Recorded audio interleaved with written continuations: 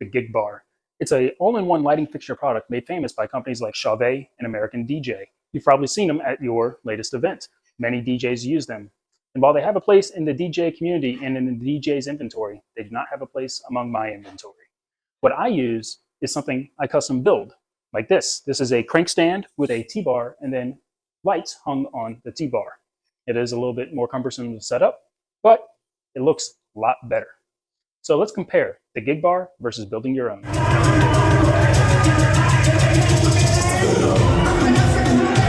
Starting with pricing in the Chauvet Gig Bar, it's currently priced at $1,449 on Sweetwater, and that comes with a variety of lights, 4 lights hanging down below, 2 park hands, 2 movers, and then up top you have 2 derby style lights and a small laser in the middle. Also along the bar you have 4 blinder LED style diodes. Moving along to my custom rig, at the top we have 2 Rockville stage panel 864s, which are currently $135 a piece. And then hanging below, we have 2 different lights that we can hang.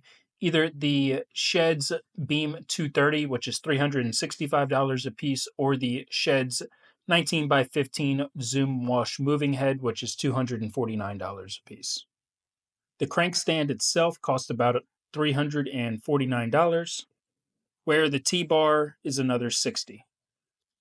If you run this current configuration, that's a grand total of $1,293. Let's talk about transportation. Now this is where the Gig Bar wins hands down. It's much easier to transport.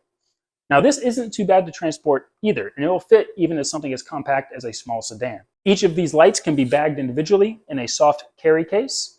These top lights can be bagged in a single case that is sold by Rockville, and then the stands and T-bar carried in separately. Now the Gig Bar's biggest advantage is the pre-wired DMX and power. What I use is the PowerCon connectors. All of my lights have the ability to jump power and DMX from each individual light. These are 12 gauge PowerCon cables because I use some pretty big lights. And this DMX is also cut to length to match the exact size that I need.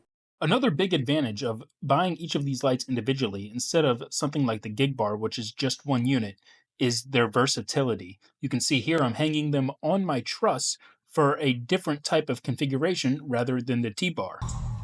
This type of look and effect is just something that cannot be accomplished by something like the Gig Bar. Now the Gig Bar is great for what it does, but personally I don't think it looks very good. I think it's cheap, it's tacky, and the way most DJs run them is in sound active mode, which is just a lot of flash and trash.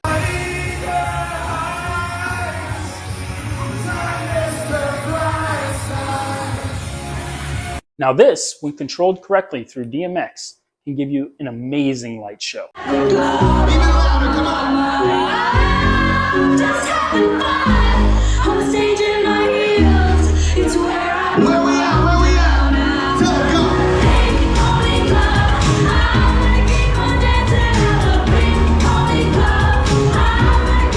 So if you're a mobile DJ considering your next lighting fixture, give the Gig Bar a look, see if it's for you. You might be able to find one decently priced, maybe on the Facebook Marketplace. Now, if you want to build your own, there is obviously an advantage to this because you can use these lights for a large multitude of factors.